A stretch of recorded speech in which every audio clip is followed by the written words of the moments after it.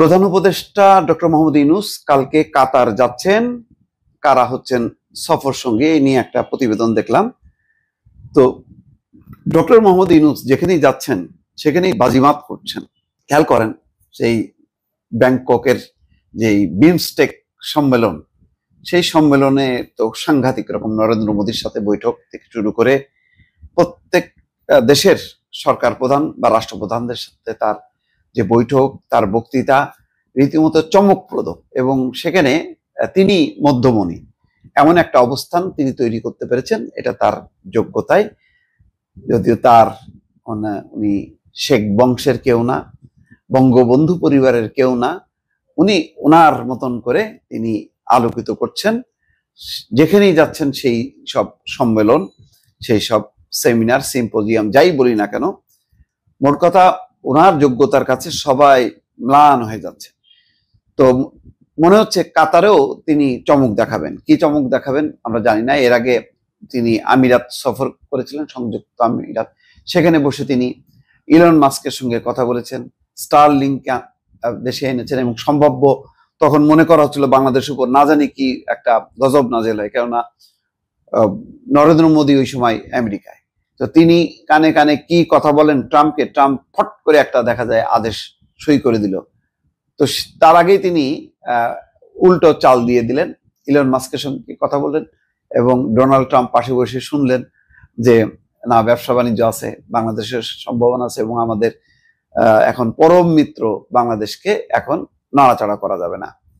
তো ফলে নরেন্দ্র মোদী ফেল, কিছুই হলো না, ট্রাম্প কিছুই বললো না, বরং এমন একটা তাচ্ছিল্য ভরে কথা বললো যে ওই ভারতীয় সাংবাদিক যখন বললো, তখন বললো যে ওই আপনাদের প্রাইম মিনিস্টারকেই বলেন, ওনার বাংলাদেশ সম্পর্কে 1000 বছরের গবেষণা আছে, ওনারাই এটা নিয়ে ঘাটুক, আমাদের এই সময় নেই।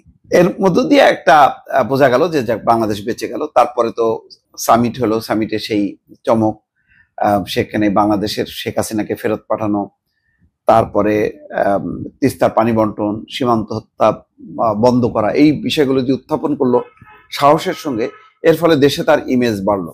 কাতারে তিনি সেখানে কাতারের আমিরের সাথে Sheikh Tamim bin Hamad Al থানির আমন্ত্রণে তিনি যাচ্ছেন, এবং প্রধান উপদেষ্টার সাথে বৈঠকের সম্ভাবনা আছে, যদি এটা একটা সেমিনার।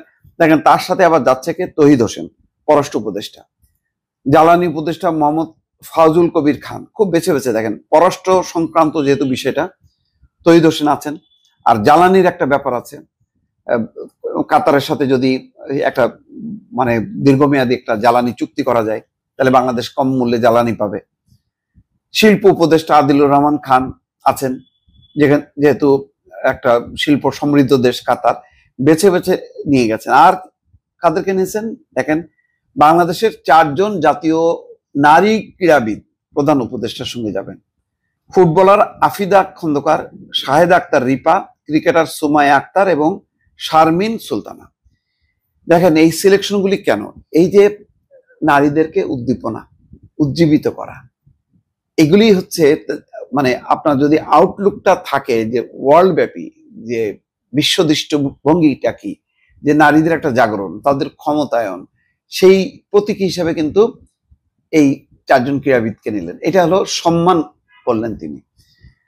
আর আমাদের যদি মাশাআল্লাহ, আর কি বলবো, এটা বললে অনেকের মানে কষ্ট হবে আর কি, তো বলি, শুধু কম্পেয়ারটা করেন।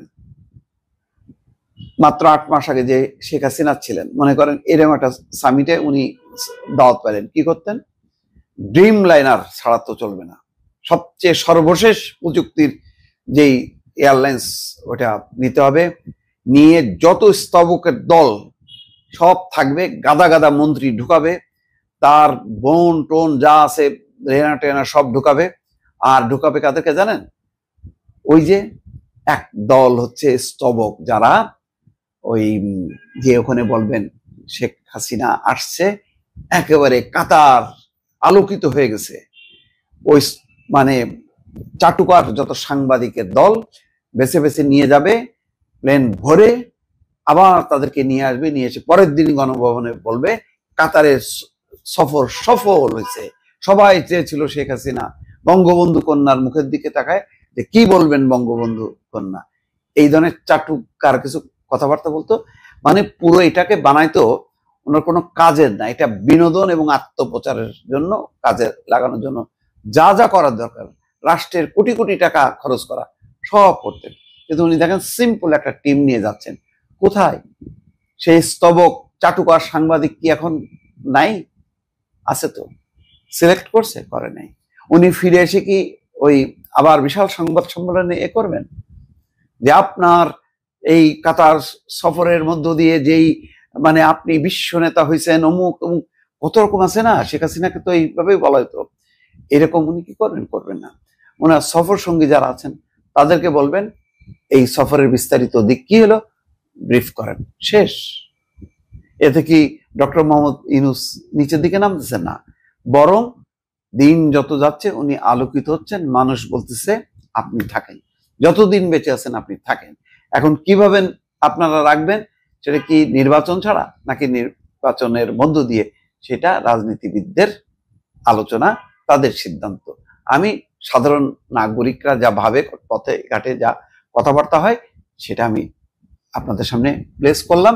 ওনার সম্পর্কে যে পারসেপশন এবং আগের পরিস্থিতির সঙ্গে আমি প্রতিবার তুলনা করতেছি যখনই উনি বিদেশ সফর যাচ্ছেন।